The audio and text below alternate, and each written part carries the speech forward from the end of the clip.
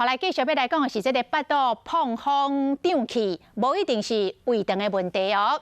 高雄一个40岁的小姐，最近感觉讲腹肚膨风膨到真严重，到病院一个检查，竟然是伊的鼻中生一粒瘤，已经大到4公分咯。若无赶紧来甲挂掉，若是去破气出血，有性命危险。 上班时间拢坐伫电脑前，有时食饭的时间嘛无正常，袂少上班族拢有即款腹肚闷闷、悠悠疼疼的困扰。验怪说是，这反说毋是胃肠的问题。鼻的肿瘤已经4公分啊，迄若搁较换咧，可能就有性命危险。高雄一个40岁上班族，真侪年来总是感觉呢腹肚呢胀胀，最近镜头搁较严重，一日去病院检查，发现讲伊的肿瘤已经遮大粒啊。是在来这个我们医院之前的1、2年。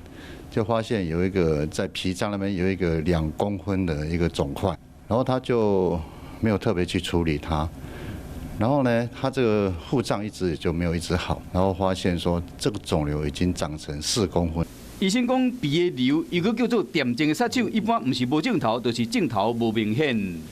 觉得腹部不舒服，或甚至于是感觉上自己是胃部的不舒服，还是请医师先做个腹部超音波检查。所以讲，日常生活甲食食拢爱规律，安尼身体健康较袂出问题。